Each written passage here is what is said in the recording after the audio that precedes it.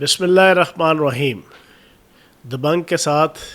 میں فیاض الحسن چوہان حاضر خدمت ہوں۔ کل 8 ستمبر کو اسلام آباد سنجانی میں تحریک انصاف کا جو جلسہ ہوا، یہ وہ جلسہ ہے کہ جس کے ہونے کی نوید پچھلے کئی ماہ سے جو ہے اس تحریک انصاف کی طرف سے دی جا رہی تھی، اور بانی تحریک انصاف کی طرف سے، کہ بس ایک جلسہ ہونے والا ہے، ایک جلسہ ہونے والا ہے، وہ جلسہ ہوگا،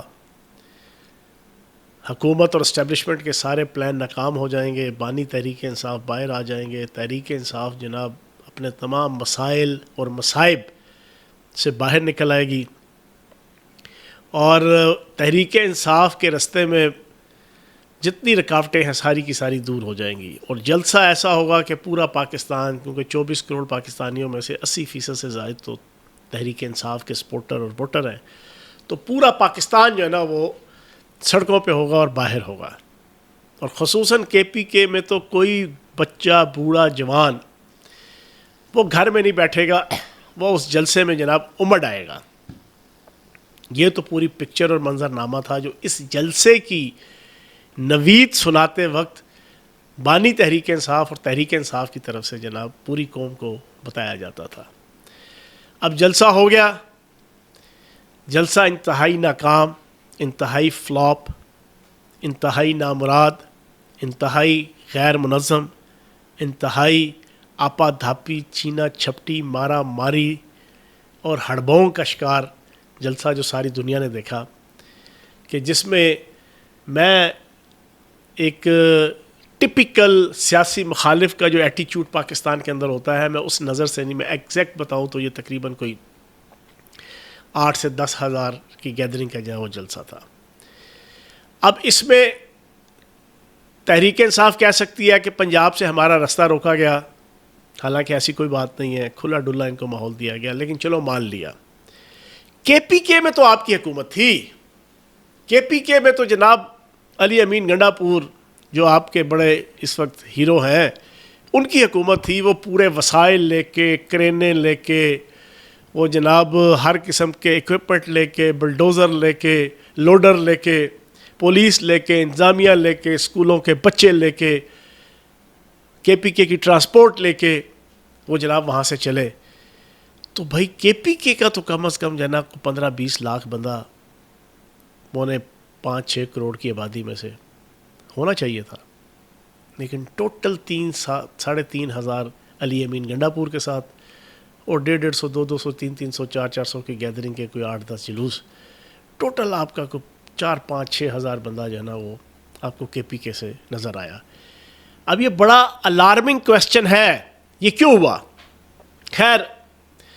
اس کی وجوہات، وہاں کرپشن، بددیانتی، ٹکے ماری، وہاں پہ لوٹ مار کا بازار گرم، عوام کے مسائل کی طرف توجہ نہ دینا، علی امین گنڈا پور کے انٹرنل پی ٹی آئی کے آپس کے بگاڑ، وہ ساری چیزیں چھوڑ دیں۔ جلسے میں ایک چیز ایسی ہوئی ہے جس نے پوری پاکستانی قوم اور محب وطن پاکستانیوں کے دماغوں کو ہلا کے رکھ دیا۔ علی امین گنڈا پور تقریر کر کے کہتا ہے افغانستان کے حق میں ہو، اس افغانستان کے حق میں جس کی حکومت، جس کی فوجیں پچھلے کئی ماہ سے پاکستان کی سرحدوں کے اوپر اور پاکستان کی سرحدوں کے اندر تحریک طالبان پاکستان کو سپورٹ کرتے ہوئے حملہ آور ہے، اور جس کل یہ جلسہ ہوا کل کے دن ہی اور اس سے ایک دن پہلے سرحد کے اوپر اسی افغانستان کی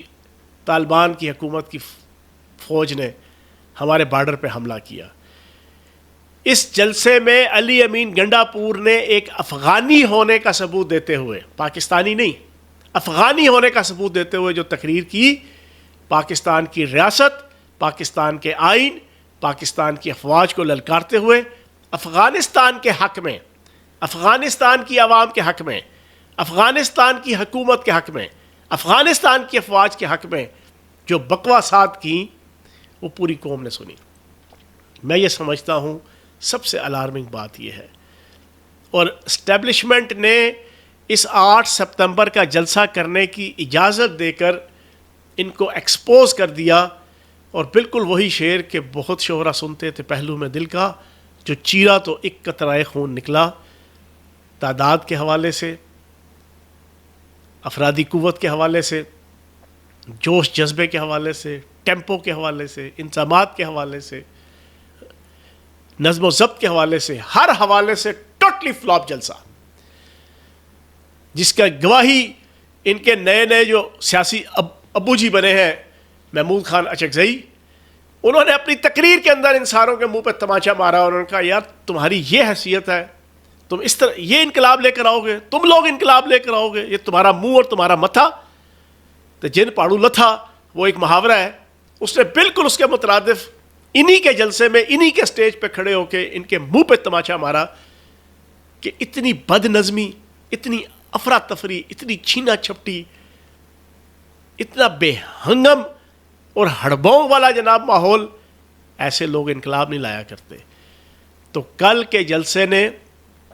جہاں پر پی ٹی آئی، بانی پی ٹی آئی کو بیک فٹ پہ کھڑا کیا، وہاں کے نعرے آئین پاکستان کے خلاف، ریاست پاکستان کے خلاف، افواج پاکستان کے خلاف جو اٹھتا تھا، جو غلیظ چہرہ اٹھتا تھا، وہ انتہائی ننگی گندی غلیظ زبان استعمال کرتا تھا ریاست، آئین، افواج پاکستان کے حوالے سے۔ ایک چیز ایسی ہے جو میں آج آپ کے سامنے رکھنے لگا ہوں کہ جو ان کے ساتھ گیم ہوئی ہے، وہ گیم یہ ہوئی ہے کہ انہیں 8 سپتمبر کا جلسے کی اجازت کیوں دی اسٹیبلشمنٹ نے؟ 8 سپتمبر کے جلسے کی اجازت دینے کے پیچھے کے محرکات کیا تھے؟ یہ جلسہ بھی روکا جا سکتا تھا اسٹیبلشمنٹ کی طرف سے بھی اور حکومت کی طرف سے بھی، انہیں کیوں اجازت دی گئی؟ سر اس کی سمپل وجہ یہ ہے، ایجنسیوں کی رپورٹ تھی، خفیہ ایجنسیوں کی رپورٹ تھی، خفیہ اداروں کی رپورٹ تھی کہ پورے پاکستان کے اندر عوام تو بڑی دور کی بات، تحریک انصاف کا کارکن بھی جو ہے وہ پارٹی کے نظم و ضبط، پارٹی کی آئیڈیالوجی اور خصوصاً کے پی کے کی وزیر اعلیٰ اس کی حکومت سے متنفر ہو چکا ہے۔ خفیہ اداروں کی رپورٹ تھی کہ پنجاب کے جتنے بزدل ڈرپوک لیڈر، میاں اسلم سے لے کے میاں حماد اظہر تک، ان کی کرتوتیں، ان کی بزدلی، ان کا ڈر، ان کا خوف کہ جو 1.25 سال سے چھپے ہوئے ہیں اور تھوک سے پکوڑے تلتے ہیں، 6 مہینے بعد ایک دفعہ باہر آتے ہیں، بڑکے مار کے پھر چوہے کی طرح جناب وہ بل میں گھس جاتے ہیں، ان کے اس رویے کی وجہ سے بھی پنجاب کا جو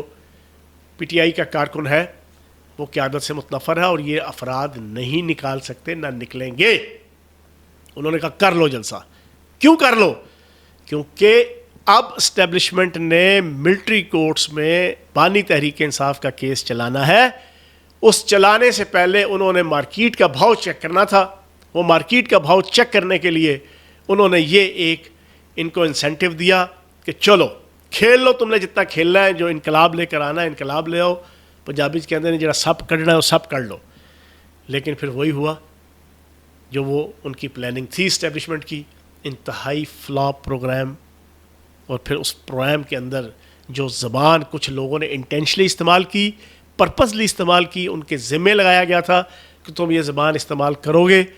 پھر اس کے بعد بانی تحریک انصاف کے لیے مصائب اور مسائل کا ایک نیا دور کا آغاز ہوگا۔ ایگزیکٹلی اسی پلاننگ اور سازش کے تحت علی امین گنڈا پور نے بھی وہ ساری بڑکیں ماری، وہ ساری بدتمیزیاں اور بد تہذیبیاں اور غلاظت اور گندگی سے بھرپور گفتگو کی۔ اب اس کا خمیازہ بانی تحریک انصاف جو ہے وہ بھگتے گا۔ یہ ہے بھائی جان ساری اس جلسے کی منظرنامہ۔ پاکستان کی عوام کو سمجھ آ چکی ہے کہ ان کے پاس کوئی فلاحی پروگرام نہیں ہے، کوئی تعمیری پروگرام نہیں ہے، کوئی اپنے اوپر ہونے والے جو کیسز ہیں بانی تحریک انصاف کے میرٹ کے اوپر ان کو ڈیل کرنے کا کوئی پلان نہیں ہے۔ اب آخری اٹیمپٹ کرنی تھی، آخری اٹیمپٹ کر لی۔ اب آپ کو کچھ ہی دنوں کے اندر بانی تحریک انصاف حسب سابق بھرپور طریقے سے حافظ جنرل عاصم منیر کے سامنے لیٹتے ہوئے بھی نظر آئیں گے، اور اسٹیبلشمنٹ کی ایک دفعہ پھر بھرپور طریقے سے منتیں ترلے کرتے ہوئے بھی نظر آئیں گے۔ بہت شکریہ، تھینک یو ویری مچ۔